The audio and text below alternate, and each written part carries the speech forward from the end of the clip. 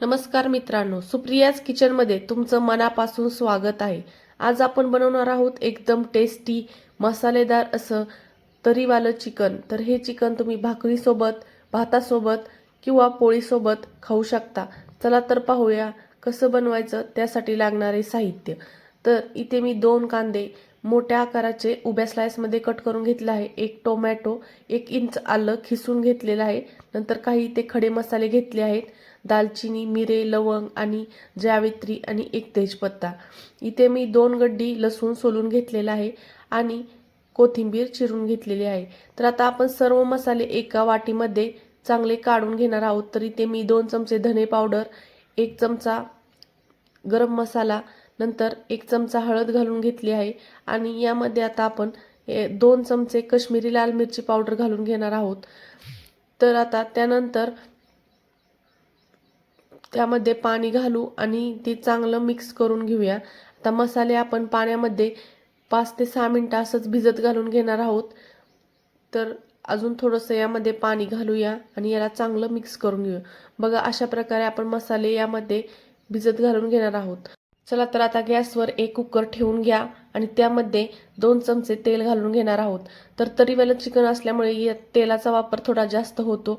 नंतर यामध्ये आपण खडे मसाले घालून घेणार आहोत। खडे मसाले 2 ते 3 मिनिटं तेलामध्ये परतल्यानंतर त्यामध्ये आपण आता चिरून घेतलेला कांदा घालून घेणार आहोत। कांदा आपण 2 ते 3 मिनिटांसाठी चांगला परतून घ्यायचा आहे। कांदा जास्त गोल्डन कलर होईपर्यंत नाही परतायचा। 2 ते 3 मिनिट कांदा चांगला परतला की आता आपण त्यामध्ये सोलून घेतलेला लसूण घालून घेणार आहोत। तर या चिकनमध्ये लसणाचा थोडा जास्त वापर केला जातो। नंतर आता याला आपण चांगलं परतून घेऊया।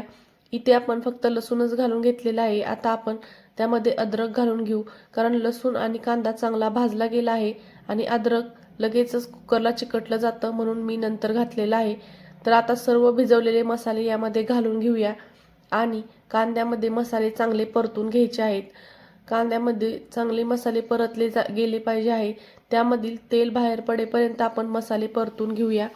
आता मसाले चांगले परतले आहेत, त्यामध्ये आपण आता टोमॅटो घालून घेऊ आणि यामध्ये आपण मीठ घालून घेणार आहोत। टोमॅटो यामध्ये आता चांगले भाजले पाहिजेत, एकदम चांगले मॅश झाले पाहिजेत। आता आपण 2 मिनिटांसाठी यावर कुकरचं टोपण ठेवूया आणि टोमॅटो चांगले भाजायला ठेवून देऊया। तर 2 मिनिटांनंतर बघा टोमॅटो चांगले मॅश होत आहेत।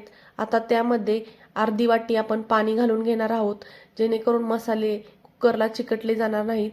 तर आता आपण कुकरचं टोपण लावून फुल गॅसवर 1 शिट्टी करून घेऊया। तर बघा आपले मस्त असे सगळे मसाले शिजले गेले आहेत। आता आपण अशा प्रकारे त्याला चांगलं मॅश करून घेणार आहोत। तर इथे तुम्ही मॅशरच्या सहाय्याने चांगलं मॅश करून घेऊ शकता। तर मी इथे मॅशरच्या सहाय्याने चांगले मसाले मॅश करून घेतलेले आहेत।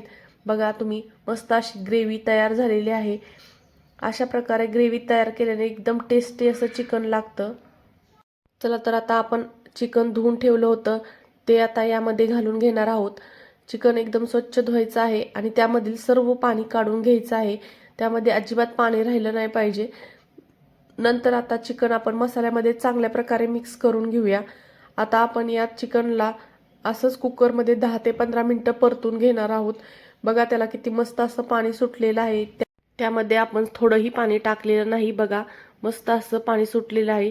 तर आता यावरून आपण चिकन मसाला घालून घेणार आहोत आणि 2 ते 3 मिनिटांसाठी याला अजून परतून घेऊया। यावर आपण तसंच कुकरचं टोपण ठेवून घ्यायचं आहे। बघा किती मस्त असं चिकनला पाणी सुटलेलं आहे। अशा प्रकारे चिकन शिजवल्यानंतर एकदम टेस्टी लागतं। आता यामध्ये आपण अर्धा ग्लास गरम पाणी घालून घेऊया। गरम पाणी घातल्यानंतर आता कुकरचं टोपण लावून आपण याची 1च शिट्टी करून घ्यायची आहे। कमी गॅसवर याची 1 शिट्टी केली तर चिकन एकदम मस्त तयार होतं। बघा एकदम मस्त असं चिकन तयार झालेलं आहे, एकदम मस्त अशी तरी आलेली आहे। आता चिकन थोडंसं थंड झाल्यानंतर एकदम मस्त अशी तरी दिसते। आता यावर थोडीशी कोथिंबीर घाला आणि मस्त असं चपाती किंवा भातासोबत तुम्ही खाऊ शकता किंवा भाकरीसोबतही खाऊ शकता। एकदम टेस्टी असं तरीवालं चिकन तयार झालेलं आहे। तुम्हाला ही रेसिपी कशी वाटली ही कमेंट करून मला नक्की कळवा आणि सुप्रियाज किचनला सबस्क्राईब करायला विसरू नका। तुम्हाला माझे व्हिडिओ आवडत असेल तर तुमच्या फ्रेंड्स, नातेवाईकांबरोबर शेअर करायला विसरू नका।